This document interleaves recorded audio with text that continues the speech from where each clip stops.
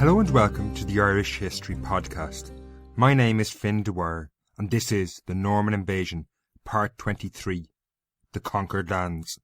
In the last three previous shows, we have looked at the invasion in Munster, Connacht and Ulster in the 1190s and early 1200s, respectively. Now we are turning to life in the conquered lands. We will look at what the Normans did with the territories they conquered, how they changed life, and what it was like to live through these times. The changes were profound. Indeed, within 50 years of Strongbow's arrival in 1170, the landscape, its people, and settlements were almost unrecognisable. To give you some sort of an insight into this process, I'm going to focus exclusively on one area. That's the Kingdom of Ossory, which by around the year 1200 had become the Norman County of Kilkenny. To begin then, we need to look at Kilkenny, or as it was, Ossory, on the eve of the Norman invasion, and what happened during the early stages after the Normans arrived. Modern County Kilkenny in the southeast of Ireland did not exist prior to the arrival of the Normans. However, it roughly corresponded to a Gaelic Irish kingdom called Ossory. Ossory was slightly larger than Kilkenny, stretching north into modern-day Laois, encompassing the barony of Ahabo. This territory covered around 600,000 acres of land. Now, in the hyper-competitive world of Gaelic Ireland, prior to the Norman conquest, Ossory occupied a precarious position. To the east lay the Kingdom of Leinster, which began to grow in power in the later 11th century, while to the west lay the Munster kingdoms of Thomond and Desmond. Sandwiched between these major players, Ossory had little by way of natural defences. While the River Barrow, which snakes south along its eastern borders, did give the region some protection from Leinster, there was little to stop the kings of Munster sweeping in. Their one advantage lay in the fact that the kingdom, judging on contemporary accounts, was heavily forested. Despite their lack of natural defences, Ossory nevertheless emerged as an unlikely power in Ireland by the 10th century. As many smaller kingdoms were subsumed by the emerging major forces of Thomond, Desmond, Leinster, Meath and Connacht, Ossory more or less held their own and remained autonomous. Nevertheless, this autonomy came at a price. Both the kings of Leinster and Munster both saw the region as theirs, leading to widespread and frequent conflict. This was also the era when Viking raids swept across Ireland. However, there's little evidence that they had any lasting impact on daily life in Ossory. Sure enough, there were raids up the Nore River, the main waterway through the kingdom, but the Norse did not seize any major territories. However, by the late 10th century, they had established a town at Waterford on the southern frontier of Ossory. This was the biggest urban centre in the region. Indeed, within Ossory itself, like most Gaelic kingdoms of the time, there were few settlements of note. Kilkenny, in the centre of Ossory, was a small town built around a monastery founded by St. Kieran way back in the 6th century. The monastery occupied a rocky escarpment that overlooked the Nore River. Small as it was by the 11th century, it was emerging as a key location in Ireland. Around 1100, the Fitzpatrick kings of Ossory had made it their seat of power. Nevertheless, Kilkenny had a tiny population by modern standards, with no more than a few hundred people living there. The other notable settlement in the Kingdom of Ossory was Ahabo, in the far north, which had also grown up around a monastery. It was in Ahabo, and not Kilkenny, where the bishops of Ossory had their residence on the eve of the Norman invasion. Now, outside these two small towns, most people in Ossory lived in relatively isolated farmsteads. Indeed, some were still living in the thousands of ring forts that pockmark the landscape today, although these were being abandoned around this time. After the year 1100, the people of Ossory faced an increasing menace to their east in the form of the ever-powerful Kingdom of Leinster. There, the MacMurrough family, based on the east bank of the River Barrow, emerged as a major player. In 1132, the expansionist and aggressive Diarmid MacMurrough assumed the kingship of Leinster, and decades of warfare between Ossory and their neighbour broke out. By the 1160s, the MacMurroughs had risen to great heights, being the principal ally of the High King, Muirchertach MacLachlan. However, in 1166, MacLachlan was murdered, and MacMurrough's fall was spectacular as he was deposed from power within weeks. This was great news for the Fitzpatrick kings of Ossory, who could now exact vengeance on their old rival. Indeed, when MacMurrough was deposed and forced into exile by an alliance led by the new High King, Rory O'Connor, the Fitzpatricks received a huge chunk of territory from the Kingdom of Leinster, which was broken up. However, in the following year of 1167, Diarmid MacMurrough returned from exile. He had pledged to reward Norman mercenaries with land, and he was accompanied by an advance guard led by Robert Fitzgodebert. Ireland was changing, although none could have foreseen just how much. MacMurrough's enemies across Ireland were quick to attack him after his return, and indeed the first Norman blood in Ireland was spilled in 2 minor skirmishes around Kells in Ossory. Vastly outnumbered, MacMurrough and his Normans were quickly defeated. Fitzgodebert, realising that winning land in Ireland wouldn't be easy, quickly left and returned home to Wales. Therefore, Ossory's first interaction with the Normans had been positive. Building on this, the King of Ossory, Donogh Fitzpatrick, now continued to exact revenge from the MacMurroughs when he blinded Diarmid MacMurrough's son Éanna in 1168. This was a very unwise move. In 1169, a much more substantial force of Normans arrived under the leadership of Robert Fitzstephen to support MacMurrough, and they were a game-changer. Ossory now became a crucial battleground in the early stages of what would develop into the Norman invasion. MacMurrough was eager for revenge on the people who had blinded his son, and he was quick to turn his Norman mercenaries against the Fitzpatricks. MacMurrough, an astute and clever man, though, would not be drawn into the deep forests of Ossory that would render the Norman military advantage, their heavy cavalry, useless. Instead, the Normans advanced, and when confronted, they feigned a retreat, drawing the Fitzpatrick forces into open country. There, in what was a stark warning for the future, the Normans rode down the Ossory men.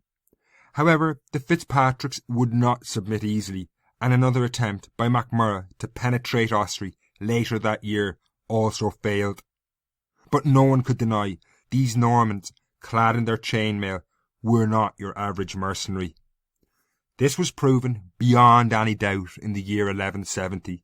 In August, that man who would lead the Norman invasion of Ireland, Strongbow, landed just south of Ossory at the town of Waterford with an army of over 1,200 men.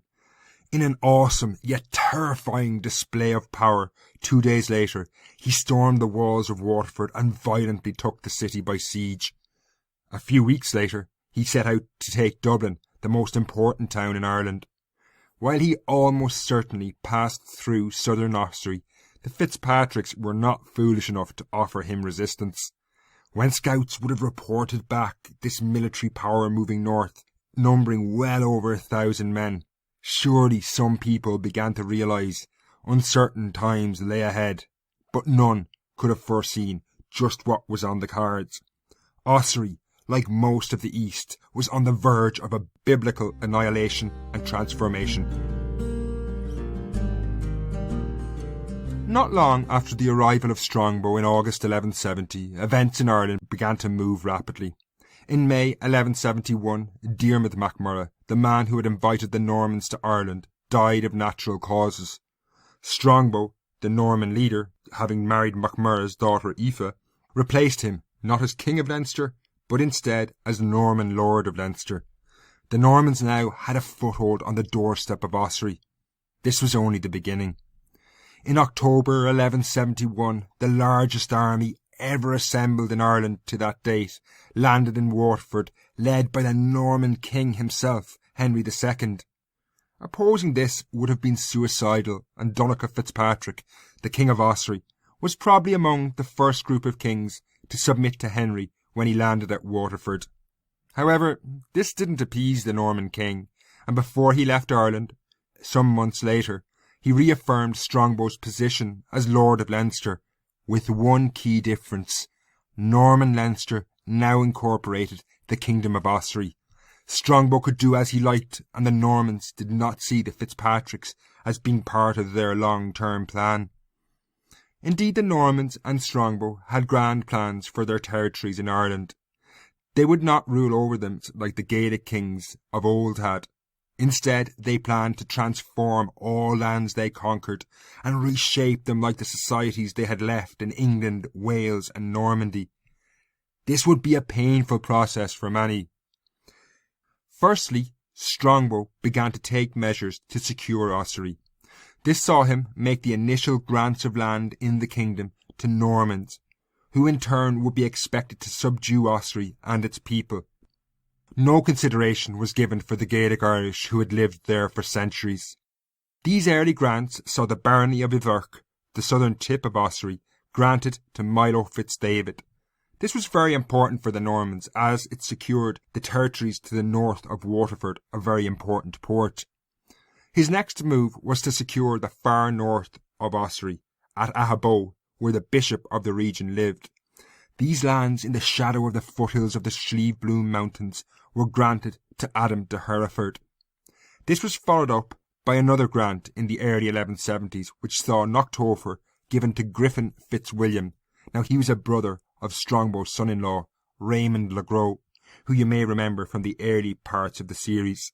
It's almost certain that at this stage these men were only acting as military overlords, given the region was a lawless frontier between the Normans in Leinster and the powerful Gaelic kingdoms in Munster. The Normans were also massively outnumbered at this point, so it's hard to conceive how they could have tried to actually change the economy and introduce Norman farming methods. These early grants left a huge tract of land also in the middle of Ossory that was still in the hands of the Fitzpatricks. This underlined a major problem for the Normans. They had arrived in Ireland in 1170 and within a few years had captured more territory than they knew what to do with. Strongbow, for example, had taken what amounted to be millions of acres of land in Leinster and Ossory, and ruling this was difficult to say the least. It was clear that this conquest would take decades. Therefore, much of Ossory, even though theoretically in Norman hands, was devoid of any Norman presence. Nevertheless, the Norman conquerors were quick to spot the importance of the settlement of Kilkenny itself. Not only was it one of the few settlements in Ossory, but it strategically overlooked two crossing points on the River Nore. By 1173, Strongbow planned to dominate this settlement with a castle. However, the Christian monastery of St. Canice's stood on the ideal site for a fortification. The rocky outcrop on which the monastery was located dominated the landscape for miles around. Had it been anything other than a monastery, the Normans could have built over it, but committing an act of sacrilege like this was out of the question.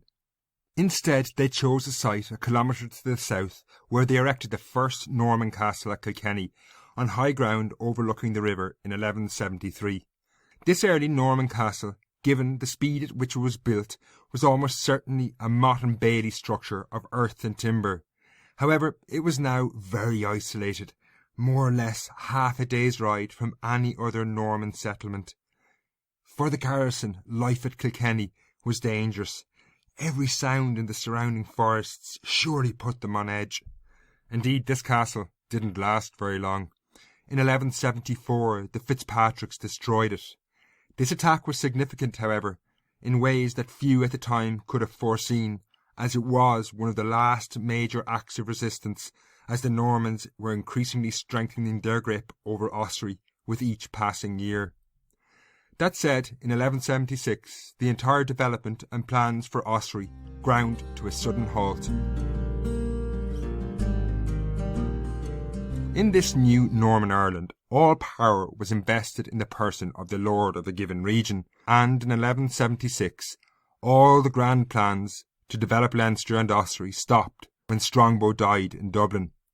His heir was his son Gilbert, who was too young to succeed his father, and the entire lordship was placed in the king's hand.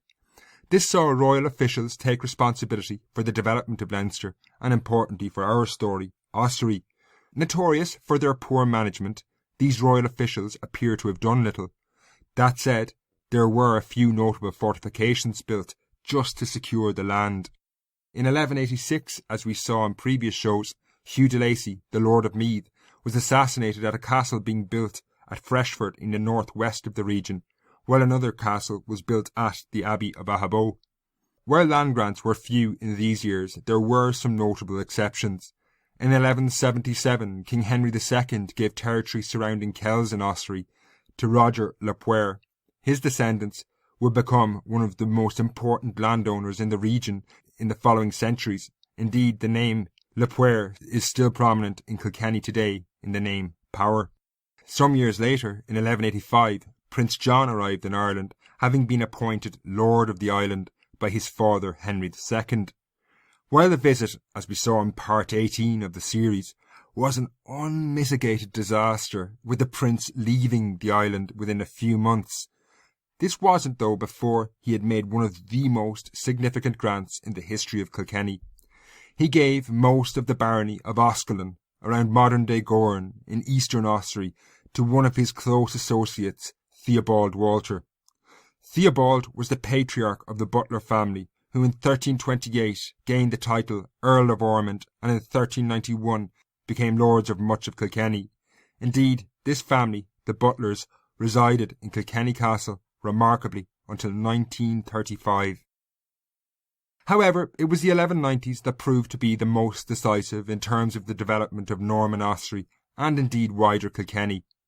Not long after his father's death, Strongbow's son and heir Gilbert also died, leaving Strongbow's daughter Isabel as the sole heir.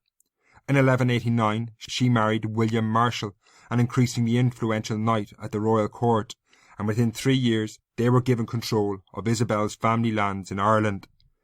This had a profound impact not only in Ossory but also Leinster, as they took quite a hands-on approach.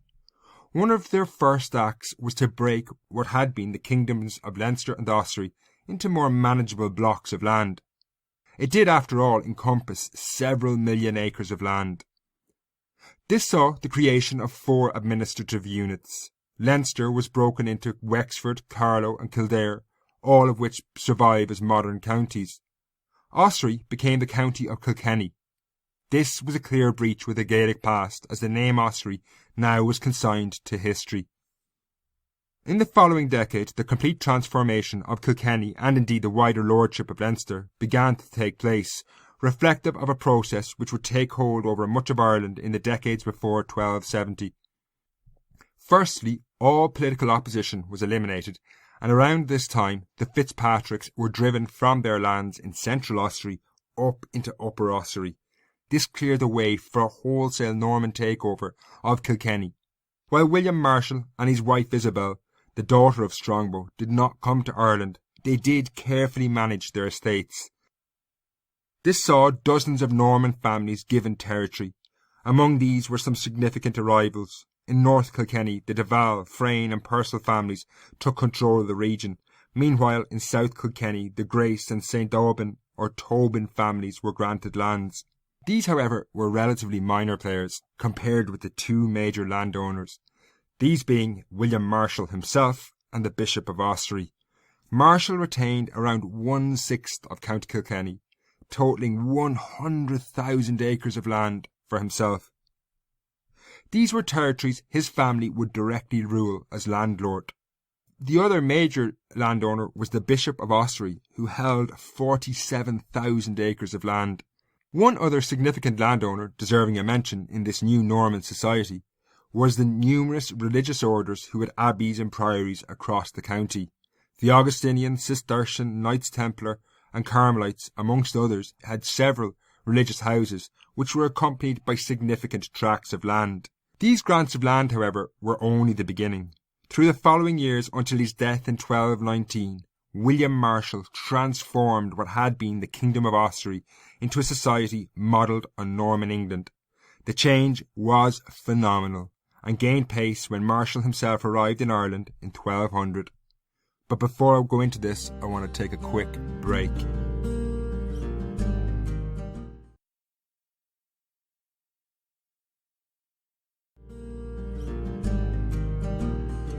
The visit of William and Isabel Marshall to Ireland in 1200 saw the most important town in terms of medieval Kilkenny, and arguably in terms of medieval Ireland, develop. This was not actually in Kilkenny, but instead just outside the county. On a greenfield site on the east bank of the River Barrow, Marshall planned a new town, a mile from Ross. This settlement, called New Ross, would become the greatest Norman success in Ireland, and by the late 13th century would be one of the busiest ports in Ireland or Britain. Nearly all goods exported from medieval Kilkenny would pass through New Ross. In his second visit to Ireland in 1207, Marshall took a crucial step to further develop the town of Kilkenny as a central defensive point and major settlement in the county. While the work of developing the town was already underway in 1207, Marshall granted a charter giving substantial rights for merchants to trade there. This included wide-ranging powers to govern their own affairs, and obviously helped attract merchants and business to the town. Around this time, work also began on a new, massive fortification that would become the centre of the region, Kilkenny Castle. This four-sided castle with drum towers on each corner dominated the landscape. Today it has a strange three-sided appearance, given one side was blown off in a siege in the 17th century. A kilometre to the north, the monastery, which had been the focal point of life since the 6th century, was also transformed. There, a massive cathedral, which would become the second largest in Ireland, was constructed. For someone who could remember Ossory prior to 1170, these changes must have been phenomenal. Nothing like this cathedral or the castle had existed. Through these works, the settlement of Kilkenny was one of the major successes in Marshall's lordship of Leinster. Indeed, as early as 1202, the town had already spread across the River Nore to the east bank, where the Augustinian order established the Priory of St. John's, around which a suburb developed. It was there Kilkenny's first hospital was built to treat the town's lepers a few decades later. Kilkenny's success could also be seen in the numerous other religious orders attracted to the town. In 1231, work began on St. Francis's Priory, the Franciscan foundation. A few years earlier, the Dominican Black Abbey was begun to the west of this site. Both Franciscans and Dominicans were dependent on the town's population for alms, so this indicated the wealth the town's merchants were generating. While the remnants of the walls are one of the most iconic reminders of Kilkenny's medieval past, William Marshall made no attempt to build such defences in the early 13th century. Perhaps earthen banks defended Kilkenny, although few towns in Leinster appear to have had any major defences at this point, indicating that by 1200 all major Gaelic opposition had been eliminated. Now, while Norman Kilkenny may have been the most impressive settlement, the vast majority of the population lived in rural hamlets spread across the county, where the impact of the Norman conquest was no less dramatic. Norman farming practices were dramatically different to those among the Gaelic Irish, who had relied heavily on large cattle herds. The Normans desired to intensively farm their new colonies with crops, and the landscape was dramatically altered to suit this purpose. The county of Kilkenny was divided into manors, the medieval equivalent of farms, but these were enormous, often stretching over thousands of acres. Judging on contemporary accounts, the Gaelic Kingdom of Ossory had been heavily forested prior to the conquest. Therefore, one of the first tasks the Normans carried out was to scour this landscape of trees. Then farming could begin. This was implemented by a structure of chief-tenants, sub-tenants and labourers. To explain the often complex structure of rural life in Norman Ireland, it's worth looking at one place in particular, that is the manor or farm of Danes Fort. Today, Danes Fort is a rural region just south of Kilkenny city, but in the late Middle Ages there was a sizable settlement in the area, now gone, while the manor or farm encompassed thousands of acres of land surrounding this settlement. After the Norman conquest, the lords of Leinster kept Danes Fort for themselves, and it was their officials that farmed about 700 acres of the land directly. From accounts produced in 1307, we know that 2/3 of this was sown with wheat and oats, while a final third was left fallow. This was standard farming techniques of the time, to allow 1/3 of the land lie fallow and this allowed the land to recover. Indeed, this recovery period, by allowing it to lie fallow, was very important, because at Danesfort in 1307, 250 acres had already been overworked and now lay barren and useless. The rest of the land on the manor was rented out to several other subtenants of varying types. The most wealthy were known as farmers, who rented substantial tracts of land of well over 100 acres. Beneath them were free tenants. They rented lands of varying size, so at Danesfort in 1307, the smallest free tenant, William de Grange, rented 8 acres. The largest, being a collective of townspeople from Danesfort, rented about 500 acres of land. These were called free tenants because they did not owe labour service to the lord. They were, in essence, free. The lowest people on the rung at Danesfort were cottiers. Now, as their name suggests, they just rented cottages. These would vary in size, and sometimes they might have small parcels of land attached. The cottiers usually paid their rent partly in money and partly in labour or work, meaning that each year they had to work on the lands owned by their lord, in this case William Marshall. In some areas there was an even lower position than cottier. While there were none at Danesfort, in the nearby manor of Callan, about 250 acres of land was held by what were called betas. Now, betas were Gaelic serfs who held land in common, often living in extended family groups. Now, they appear to have come with the land at the time of conquest, having occupied an almost identical status prior to the invasion. While towns and buildings totally altered the landscape, this process of transformation inevitably meant there was going to be winners and losers. And next I'm going to look at the fortunes of those who lived through this massive change. The impact of the Norman invasion on the people who lived in Ireland through these years of change was very much mixed. There were clear winners and clear losers, and then a lot of people who lay somewhere in between. Clearly those who gained most were the Norman lords. Take Strongbow, for example, whose life had reached a political dead end in Wales before the invasion. He now became the lord of millions of acres of prime land in Ireland. His noble supporters, who came with him, also did pretty well, receiving substantial tracts of land and the promise of future conquests in Ireland. Another great beneficiary of the invasion were the large numbers of Norman settlers, many of whom were relatively poor, who followed Strongbow to Ireland. They left lands in England and Wales, moving their lives wholesale to Ireland. Indeed, a simple look at surnames in Kilkenny, such as Welsh or Walsh, or the place name Welsh Mountain, would indicate they settled in large numbers in the area. This name, Welsh or Walsh in particular, points to their place of origin, Wales. In Ireland, they continued their lives as labourers, tied to lords, renting land which was paid for in labour, but things did improve for them. While leaving England and Wales was risky, working conditions in Ireland were better. In England, they often had to perform up to 100 labour days each year for their land, whereas in Ireland this was often 10 or less, leaving them far more free time. Now clearly there was also great losers. For example, the Fitzpatrick family, the one-time kings of Ossory, were forced into the poor uplands of Upper Ossory, losing their ancestral home. The fate of the serfs and betas of Gaelic society is more complex still. While they suffered undoubtedly in the turmoil of the invasion, that's without doubt, it's not clear how much their lives changed once the Norman colony bedded in. The Normans allowed them to continue living in their extended family groups and made little attempt to change their way of life. While they had no legal rights to speak of, they had had none prior to the invasion anyway. I suppose one could say that their life was unchanging, in that it remained difficult at the bottom of medieval society. While this podcast has presented a view of medieval society in Kilkenny after the invasion, much of Leinster and Meath endured a similar process.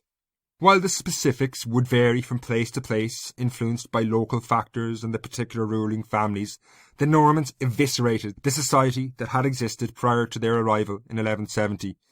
This was perhaps one of the most profound single changes ever to take place in Irish history. Life would never be the same again. As I mentioned earlier, over the next 5 to 6 weeks I am taking a break from the Norman invasion series. Instead, I'm going to focus on a 3 or 4 part series on a fascinating story that few of you would have ever heard. This is the story of Castlecomer, a town I grew up in, which was one of the few coal mining towns in Ireland.